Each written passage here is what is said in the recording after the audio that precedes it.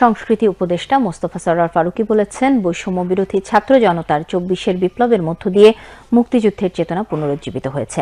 তিনি আজ সচিবালয়ে সংস্কৃতি বিষয়ক মন্ত্রণালয়ের সভাকক্ষে আয়োজিত এক সংবাদ সম্মেলনে এই কথা বলেন। জুলাই আগস্টের গণ অভ্যুত্থানের পর মত প্রকাশের স্বাধীনতা আরও বেগবান হয়েছে জানিয়ে সংস্কৃতি উপদেষ্টা বলেন, বাংলাদেশ সবার, এখানে ধর্মের ভিত্তিতে কাউকে আলাদা করা যাবে না।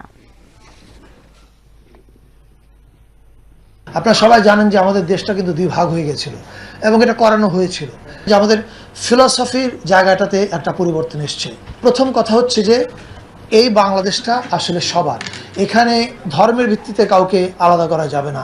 ২৪ কেবলমাত্র একটা সরকার বদল ছিল না, এই আন্দোলনের সময় মানে কয়েকজন ফ্যাসিস্টের সহযোগী ছাড়া সবাই পার্টিসিপেট করেছে এবং সবাই একসঙ্গে আশঙ্কায় ছিল কে কখন মারা যায়।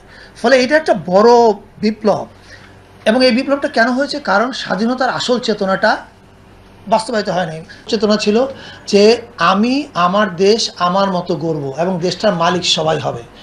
এই জুলাই আন্দোলনে যারা শহীদ হয়েছেন তাদের ফ্যামিলির কথাগুলো আর্কাইভ করা, তাদের পরিবারের তার অ্যাকাউন্টটা আমাদের বিবেচনা, আমাদের সংরক্ষণ করা, এটা একটা খুব গুরুত্বপূর্ণ কাজ। এছাড়া যারা আহত হয়েছেন অথবা যারা এই আন্দোলনে অংশ নিয়েছেন অথবা যারা এক্সপিরিয়েন্স করেছেন কি ঘটেছে, আমরা সবাইকে আহ্বান জানাবো, প্লিজ টেক ইউর মোবাইল। আপনার মোবাইল নিয়ে ফ্রন্ট ক্যামেরাতে আপনি আপনার অ্যাকাউন্টটা বলেন, আপনার অভিজ্ঞতাটা বলেন। আমরা এটা নিয়ে কয়েকটা ইনস্টলেশন আর্ট এক্সিবিশন করব with their video and audio.